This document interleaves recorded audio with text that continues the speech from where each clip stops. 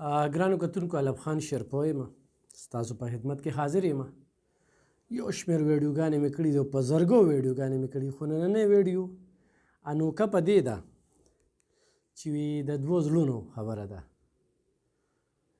دا کومه زنانه چې ما سره ناسته ده، دی یو فریاد روړی دی او دې سیمې سره تعلق ساتي او د ډېر میاشتو راسي مسلسل په دې رابطه کې و. خو ما به سوچ کوه چې زه په دې څه ویم، ولې چې دا ویډیو کول ډېر ګران و، اړخ یې راته نه دغه کېده. بیا چې ما کله ملګرو سره پرې سلام یې وکړه چې یاره دغه شانتې یو تور سرې ده او هغه ویډیو کول غواړي، او د ویډیو مقصد یې دا دی چې د دوی د یو هلک سره تعلق و.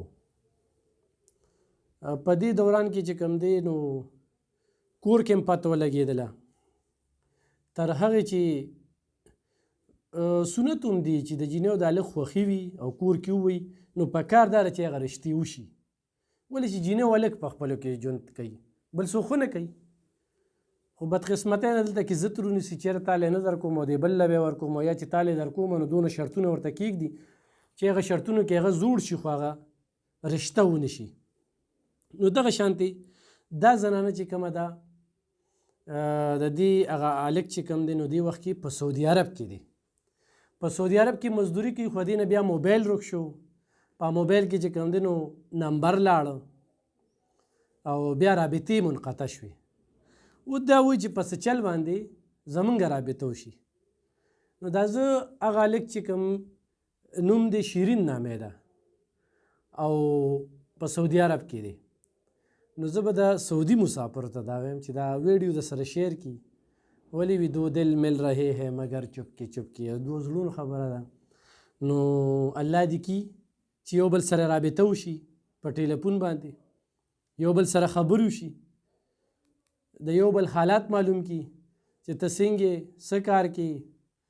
نو د دغې دپاره دا نمبر چې زه کوم در کوم دا د وټساپ نمبر دی او دا نمبر زه په دې ویډیو کې ویم بره پرې نه لیکم، ځکه چې دا ویډیو بیا خلک وګوري نو په مقصد چې پوه شي نو بیا به هغه نمبرو کې بې ځایه تنګول چې پکې نه وي.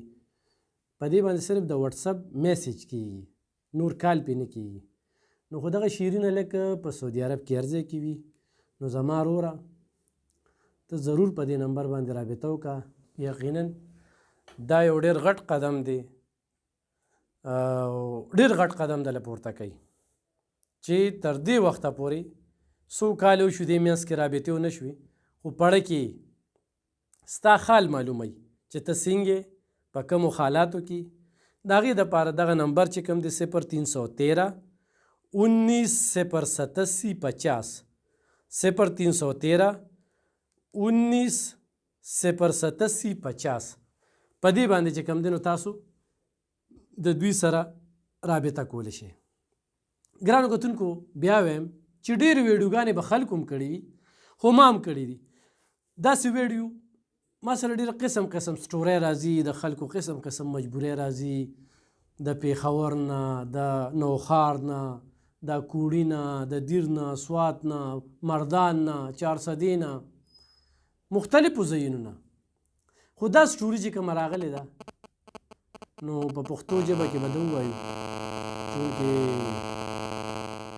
زه دې خبرو کې داسې کنفیوز یم چې زه په دې بحث کوم، ځکه چې معاشره به څه وایي، خلک به څه وایي، په کوم انګل به ورته ګوري. خو بیا هم یو سړی چاته دړه حل ویلی شي، په هغه باندې اعتماد وي چې یو داسې خبره ورته وکړي، نو دا خبره کول هم ډېره ګرانه ده.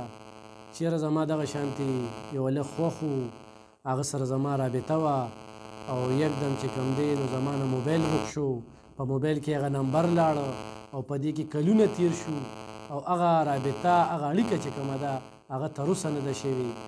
نو هغه ما سره په دې نمبر رابطه وکړي. نو دا کوم نمبر چې ما تاسو ته په دې ویډیو کې وي نو دا د شیرین دپاره چې هغه دې ضرور په دې نمبر رابطه وکړي او دغه زنانه سره دې خبرې اترې وکړي. ډېره مننه.